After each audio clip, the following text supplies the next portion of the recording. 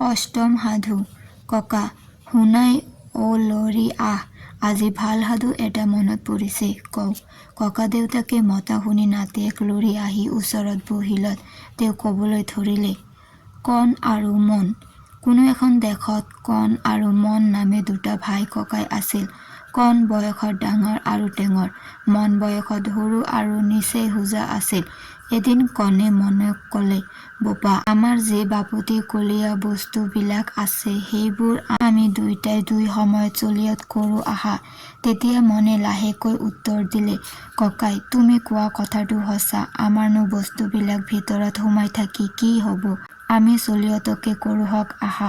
কণে কলে, আমাৰ থকা ফটা কথাখন জৰকালি ৰাতি মই লৈ শুম, দিনত তুমি লৈ শুবা। মনে উত্তৰ দিলে, বাৰু। সেইদিনাৰ পৰা ফটা কথাখন মনে দিনত গাত লৈ শুৱে হয়, কিন্তু জহৰ প্ৰতাপত সি শুব নোৱাৰি গাৰ পৰা খহাই পেলাই দিব লগত পৰে। এইদৰে মনে ফটা কথাখন কিছুদিন লৈ আগমনি লাগি দিনত ৰ'দত শুকাই জোকাৰি ধূলি মাকতি গুচাই চাঙত তুলি থৈ দিয়ে। নিশা কণে গাত লৈ সুখেৰে শুই থাকে। মন জাৰত শুব নোৱাৰি নিশা বহি থাকে। ইয়াৰ কিছুমান দিনৰ পিছত আৰু এদিন কণে মনক কলে, বোপা, আমাৰ বাৰীত যিমানবোৰ গুটি লগা গছ-গছনি আছে তাৰ গুৰিভাগৰ কামৰ ভাৰ তুমি লোৱা আৰু আগভাগৰ ভাৰ মই লওঁ। তেতিয়া মনে কলে, বাৰু লোৱা। এইবুলি মনে সেইদিনাৰ পৰা গছৰ তলিবিলাক চিকুণাই সাৰ পানী আদি যোগায়। সেই নিমিত্তে অতি সোনকালে গছৰ ফলবোৰ ধৰে। কণে ফলবোৰ নি মহা আনন্দেৰে খাই পেলায়।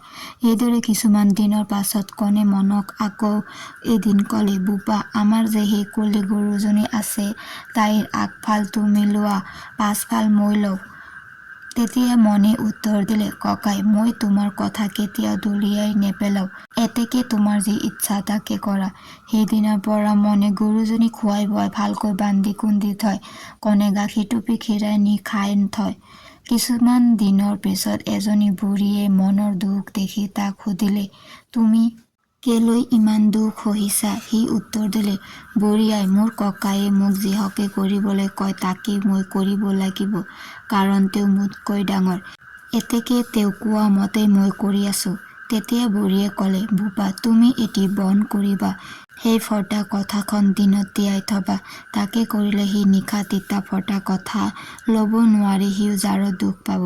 যদি সি সেই কাপোৰখন কেলৈ তিয়ালি বুলি সোধে তেনেহলে তুমি এই বুলি কবা যে ফটা কথাখন তুমি দিনত মোক দিছা, এতেকে মই দিনক যিহকে কৰো তাকেই কৰিম, তোমাৰ তাত কি হানি? এইবুলি কলে সি নিৰুপায় হৈ মনে মনে থাকিব আৰু যেতিয়া কণে ফল পাৰিবৰ নিমিত্তে গছত উঠিব তেতিয়া তুমি কুঠাৰখন লৈ মোৰ গুৰিডোখৰ মই কাটি পেলাওঁ বুলি কাটিবলৈ যাবা। তেতিয়া সি ভয় খাই কাটিবলৈ হাক দিব। তুমি নেকাটি উভতি গুচি আহিবা। যদি সি কেলৈ এনেকুৱা কৰিছিলি বুলি সোধে তুমি কবা, গছৰ গুৰিডোখৰ মোক দিছাই, এতেকে গুৰিডোখৰ মই যিহকে কৰো তাকেই কৰিম, তাত তোমাৰ কি ক্ষতি? আৰু গৰুজনী যেতিয়া সি গাক খীৰাবলৈ ধৰিব তুমি এছাৰি এডাল লৈ তাইৰ কাণে মূৰে কোব ধৰিবা, সি খীৰাবলৈ আমনি পাই তেনেকুৱা কৰিবলৈ হাক দিব। যদি সি কেলেই তেনেকুৱা কৰিছিলি বুলি সোধে তুমি কবা যে মোক মুখৰ ফাল দিছাই, এতেকে মই মুখৰ ফালে যিহকে কৰো তাকেই কৰিম, তোমাৰ তাত কি হানি? এইবুলি কলে সি সকলো বুজি তোমাৰ সৈতে আগৰ দৰে চলিব। ইয়াৰ পাছত বুঢ়ীৰ কথামতে আচৰিবলৈ ধৰাত কণে মনক ন্যায়ৰূপে বস্তু আৰু কামৰ ভাগ দিবলৈ ধৰিলে। ইয়াৰ পিছত দুয়ো মিলাপ্ৰীতিৰে একেলগে থাকিল।